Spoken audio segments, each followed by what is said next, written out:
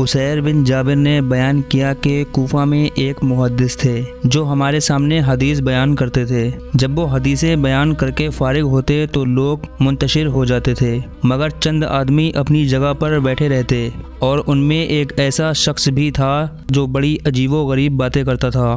ویسی باتیں مجھ کو کسی زبان سے سننے کا موقع نہیں ملا، چنانچہ میں اس کے پاس بھی جا کے بیٹھ جایا کرتا تھا۔ ایک دن میں نے اس شخص کو اس کی جگہ پر نہیں پایا تو اپنے ساتھیوں سے پوچھا، کیا تم میں کوئی شخص اس آدمی کو بھی جانتا ہے جو یہاں ہمارے پاس بیٹھا کرتا تھا اور بڑی عجیب و غریب باتیں کرتا تھا؟ ایک شخص بولا کہ ہاں، میں اس آدمی کو جانتا ہوں۔ میں نے کہا، کیا تم مجھے اس کے گھر لے جا سکتے ہو؟ لہٰذا میں اس شخص کے ساتھ چلا گیا اور اس شخص کے حجرے پر پہنچ کر دروازہ کھٹکھٹایا۔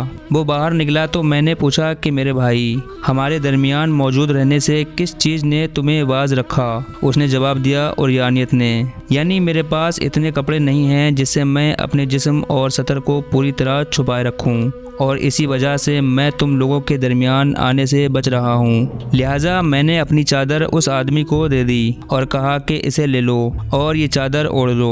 وہ شخص کون تھا، اصحاب رسول سے اس کا کیا تعلق تھا، اور نبی صلی اللہ علیہ وسلم نے اس آدمی کے متعلق ایسا کیا فرما دیا تھا کہ صحابہ اس کی تلاش کرنے لگے تھے؟ اس ویڈیو میں ہم ان حقائق سے پردہ اٹھائیں گے۔ اصحاب رسول کی شخصیت اسلام میں نہایت ہی بلندتر اور منفرد حیثیت رکھتی ہے، جنہوں نے دین کے خاطر قربانیاں دیں اور اللہ اور اس کے رسول سے محبت میں اذیت اٹھا کر اسلام کی سربلندی کی خاطر اپنی زندگیاں قربان کر دیں۔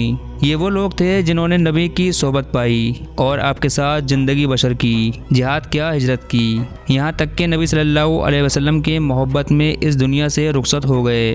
لیکن ان اصحاب میں ایک ایسا شخص بھی ہے جنہیں محمد صلی اللہ علیہ وسلم کا ساتھ اور صحبت نصیب نہ ہو سکی۔ اس کے باوجود وہ آپ صلی اللہ علیہ وسلم کی محبت اور عقیدت میں دیگر اصحاب سے کچھ کم نہ تھا، اور خود نبی نے اس شخص کی اتنی فضیلت بیان کی کہ صحابہ اکرام کو ان پر رشک آ گیا۔ اس عظیم مقام و منزلت پر فائز اس شخص کا نام اویس بن عامر کرنی تھا، جن کا تعلق یمن کے کرن قبیلے سے تھا۔ آپ نے نبی کا دور پایا تھا اور اس زمانے میں موجود تھے۔ اسلام جب یمن کی سرزمین تک پہنچا تو اویس کرنی نے اس سچے دین کو قبول کر لیا۔ علماء و محدثین نے اویس کرنی کو تابعین میں شمار کیا ہے اور تمام تابعین کا امام اور سردار قرار دیا ہے۔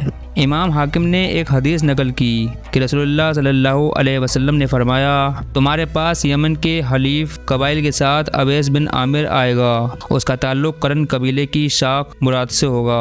اسے برس کی بیماری لاحق تھی جو کہ ختم ہو چکی ہے اور صرف 1 درہم کے برابر باقی ہے۔ وہ اپنی والدہ کے ساتھ نہایت ہی نیک سلوک کرتا ہے، اگر وہ اللہ پر قسم بھی ڈال دے تو اللہ اس کی قسم پوری فرما دے گا، لہٰذا تم اس سے اپنے لیے استغفار کروا سکو تو ضرور کروانا۔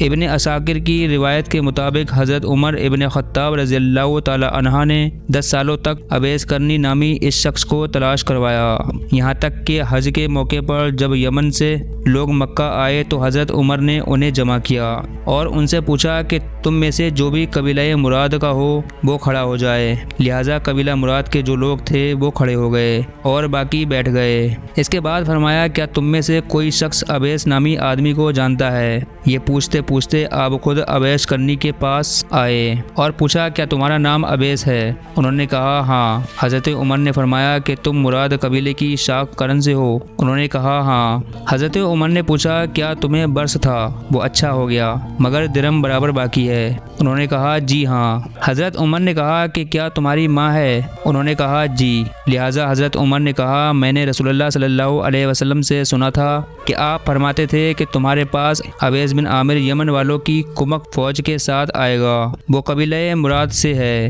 جو کرن کی شاخ ہے، اس کو برس تھا، وہ اچھا ہو گیا مگر درہم باقی ہے، اس کی ایک ماں ہے، اس کا حال یہ ہے کہ اگر اللہ کے بھروسے پر قسم کھا بیٹھے تو اللہ اس کو سچا کرے، پھر اگر تجھ سے ہو سکے تو اس سے اپنے لیے دعا کروانا، تو آپ میرے لیے دعا کیجیے۔ لہٰذا حضرت اویس نے حضرت عمر ابن خطاب کے لیے بخشش کی دعا فرمائی۔ آپ نے کہا کہ تم کہاں جانا چاہتے ہو؟ حضرت اویس کرنی نے کہا، میں کوفہ جانا چاہتا ہوں۔ حضرت عمر نے فرمایا کہ میں آپ کو کوفہ کے حاکم کے نام ایک خط لکھ دوں۔ حضرت اویس کرنی نے فرمایا، مجھے غریبوں اور خاکساروں میں رہنا اچھا لگتا ہے۔ حضرت اویس کرنی نہایت ہی زاہد اور متقی شخص تھے۔ آپ کے مطابق روایتوں میں آتا ہے کہ آپ کے پاس ایک چادر تھی جو زمین پر بیٹھتے وقت زمین پر لگتی تھی۔ اس پر وہ کہا کرتے کہ یا اللہ، میں ضرور کے بھوکے اور ننگے ہونے پر تجھ سے معذرت چاہتا ہوں۔ میرے پاس صرف میری پیٹھ پر موجود کپڑا اور میرے پیٹ میں موجود خوراک ہی ہے۔ کسی شام ہوتی تو اویس کرنی فرماتے آج کی رات رکوع کی رات ہے،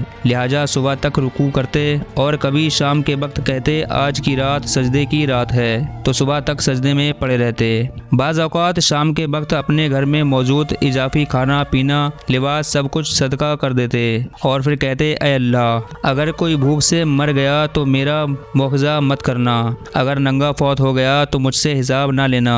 دراصل آپ کی نابینا والدہ کی دیکھ بھال اور خدمت کی وجہ سے اویس کرنی نبی صلی اللہ علیہ وسلم کی خدمت میں مدینہ نہ پہنچ سکے، لیکن غیبی طور سے اللہ نے نبی کو ان کی خبر پہنچائی۔ جب امیر المومنین حضرت علی رضی اللہ تعالی عنہ خلیفہ منتخب ہوئے تو اویس کرنی کوفہ منتقل ہو گئے تھے، اور آپ نے امام علی کے ہاتھوں پر بیعت کر کے آل محمد کی خاطر جانثاری کا عہد کیا، اور اہل بیت رسول کی محبت میں آپ نے جنگ صفین میں حضرت علی کا ساتھ دیا۔ آپ کی حمایت میں میدان جنگ میں اترے۔ سن 37 ہجری میں جنگ صفین میں آپ کی شہادت ہوئی۔ خود امام علی فرمایا کرتے تھے کہ نبی صلی اللہ علیہ وسلم نے ارشاد فرمایا کہ اویس کی موت خدا کے دین کے راستے میں شہادت پر ہوگی، اور بہت سے لوگ بروز قیامت اس کی شفاعت پائیں گے اور آتش جہنم سے نجات حاصل کریں گے۔